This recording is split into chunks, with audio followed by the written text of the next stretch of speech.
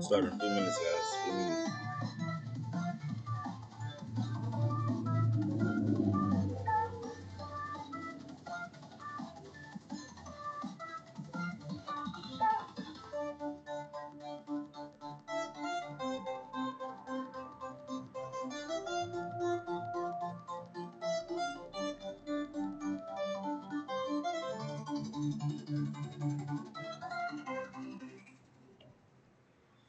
Let's go, guys. Let's get it, let's get it. Happy Sunday. It's your boy, Crazy Faith the God in the building. Getting ready to drop some quick value for you guys today. So today's topic is gonna actually be getting to know God part two. Getting to know God part two today with your boy Crazy Faith the God. And so yeah, we're gonna get right into it, right? So yeah, the importance of getting to know God. Why we want to get to know God is so that we could understand God on another level, so that way we could understand life on another level, right? And when we begin to understand life on another level, we begin to have clarity. We begin to understand. We begin to impact people and change lives, right? We begin to be God's vessel. We begin to be we're God's highest form of creation, so we get to implement that to other people, right? So God is the God of abundance, right? He's the God of abundance, right? God is worried. God is, you know, God is worried about restoring the kingdom on earth, right? He's worried about you pouring into the kingdom of earth, right? He's worried about that aspect, right?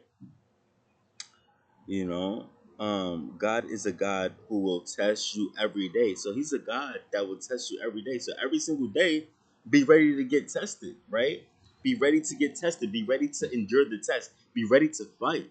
You guys got to be ready to fight every single day, right? You guys got to be ready to fight. You got to be ready to endure for what you want. Because if you're not ready to fight and endure for what you want, you will be defeated and you will never get what you want. So that's a good one to always be ready. That's including me. Like, I gotta be ready. I have to set the intentions when I get up to be ready to fight for everything that I want. Right? If you don't fight for everything that you want, what's gonna happen? You're gonna get defeated, and you're not gonna get what you want. So you gotta be ready to fight. Right? And if you don't pass the test, you would have to take it again.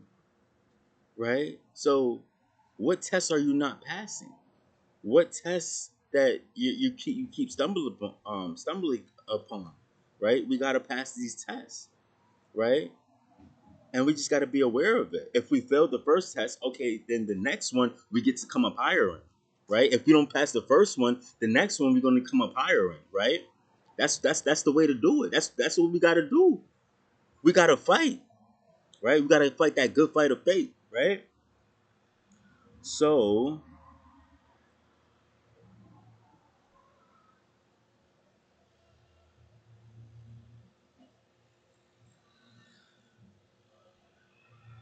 So moving on, God is always checking your motive, right? He's always checking your motive. He's always checking your motive. He's always checking your motive. He's always checking your motive to see what's in your heart, right? He's watching you right now, checking your motive to see what's in your heart, right? This is what he does to check to see who you truly are. If you separate God from the truth, all you have is that. So God is a God who cannot lie, right? He keeps his word. He's faithful, right? If you separate God from the truth, all you have is that. How you treat people is how you treat God. That's a big one right there. How you treat people is how you treat God, right? We got to be mindful of these things. How you treat people is how you treat God. How you treat people is how you treat God. So how are you treating other people? on a day-to-day basis. It's the same reflection of how you treat God, right? Spirit is life that give energy to the body, right? You want to give life to your body, right? So you want to stay with the spirit. The spirit gives life. The flesh counts for nothing. The flesh is dead. It counts for nothing, right? The spirit gives life. The flesh counts for nothing, right? We always want to be feeding our spirits in order to give life. We got to give life to the body, right? We got to give life. Fear the Lord and depart from all evil. It will be healthy to your flesh and strength to your bones, right? So the people that's trying to bring you down, that's trying to do evil, you got to depart from them. You got to depart from them. You got to give it to God. Vengeance belongs to God. That's the way it goes. Give it to God. Vengeance belongs to God. You don't got to worry about your enemies. You don't got to worry about the people that's trying to bring you down. You just got to give it to God and let God take care of it, right? It's in His hands. And remember, God can get He can get a better revenge than you ever can. His revenge is better than yours, right? You are fearfully and wonderfully made, right? You are fearfully and wonderfully made. You are fearfully and wonderfully made. You are made in the image of God. You're God's highest form of creation. You're made in His image.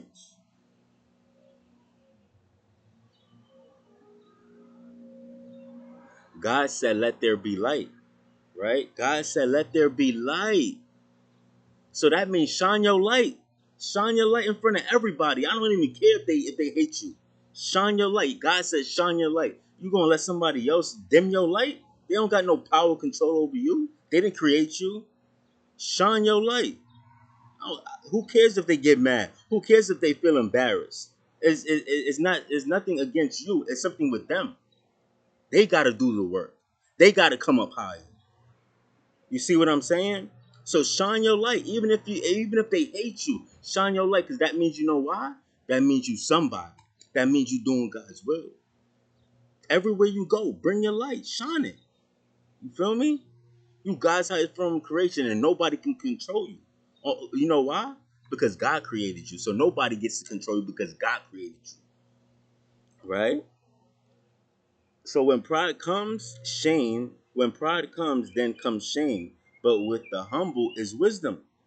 When pride comes, then comes shame. But with the humble is always gonna have wisdom, right? Pride gets you nowhere. Pride is the spirit of the devil, right? Because he got kicked out of heaven for pride. So pride is the spirit of the devil, right? And then when pride comes, then comes shame. So pride comes shame. With pride comes shame. So the devil got kicked out of heaven for pride, right? What you thought the devil felt like after that? You think he felt some type of shame, right? If you get kicked out of heaven, boom, you gonna have some type of so he definitely feels shame. He already lost. He already lost. Yo, if he could have redo what he did, he would have. He realized that he lost. He got kicked out of heaven for pride, and then boom, comes shame, right? So greater is he that's within me than that's what's coming against me, right? So God is, let me read that one more time. Greater is he that's within me than that's what's coming against me, right? So what that essentially means is God is within you. So any problem that's on the outside world, God is already bigger than that, right? And he lies within inside you. So you're pretty much bigger than any problem that you're going through right now. Why? Because you got God on your side. You and God are a majority. So if somebody's coming against you, they're coming against you and God. They're not just coming against you. You got to switch your perspective now. Because God lies within inside you, and the spirit that's within inside of you is greater than the world. So you have the power to defeat any obstacle, any giant that lies in the way, right? They don't have no power control over you. Why? Because they didn't create you. And because that you have the spirit of God that's within you, and He's bigger than any problem, right?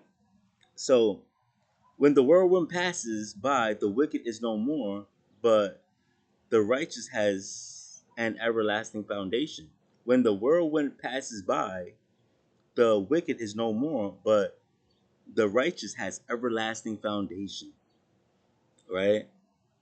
So essentially what that saying is when the whirlwind passes by, right? The wicked is no more. So once you feel that wind passing by, that Holy Spirit wind, like you'll feel the whirlwind. Once you feel that whirlwind, then the wicked is no more. They don't have no more, but the righteous has an everlasting foundation. The righteous will never be removed, but the wicked will not inhabit the earth. The righteous will not never be moved. Why? When you're righteous, when you have a solid foundation, God is with you. God is backing you up, right? But with the wicked, they will not inhabit the earth. God is like, nah, you doing wicked stuff. I'm gonna take everything away from you. I'm gonna make your life hard, right? This is what it is. This is what it is.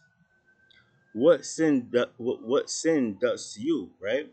Sin feels so bad to the point that it's not worth contaminating your spirit and losing peace, joy, strength, power, and happiness, right?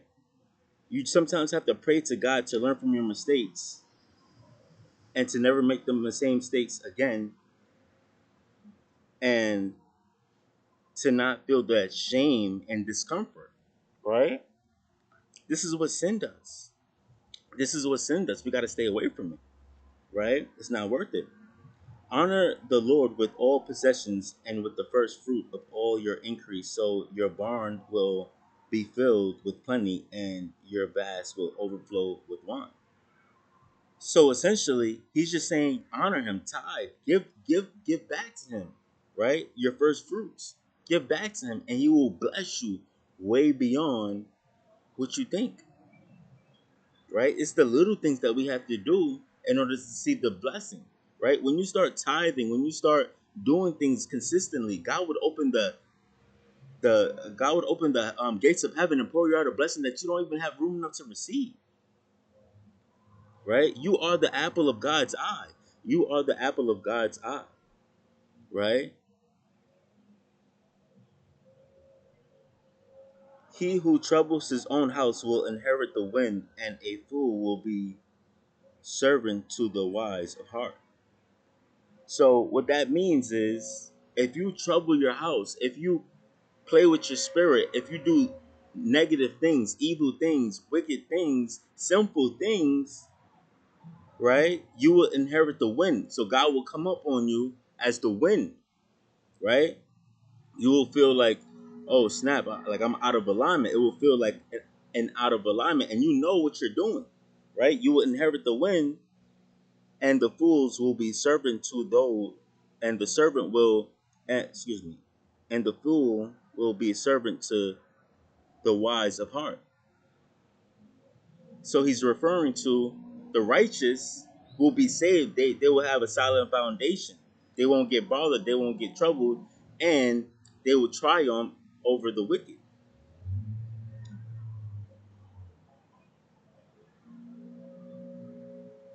Right? Word of Satan is to lies. Word of Satan is to lie and wait for blood. So Satan would tell you a lie, right? To try to shed blood, to try to see you miserable, right? Misery loves company. He's out to kill, steal, and destroy, right? So we got to be mindful that he's waiting for the blood. He's waiting to lie. He's waiting to deceive you so he can cause some type of pain, some type of hurt, right? We got to be mindful of this, right? I'm gonna do a part three because I don't even have enough time to finish that other one. But I'm gonna do a part three for you guys, right? Getting to know God more. Part two. This is the part two right here.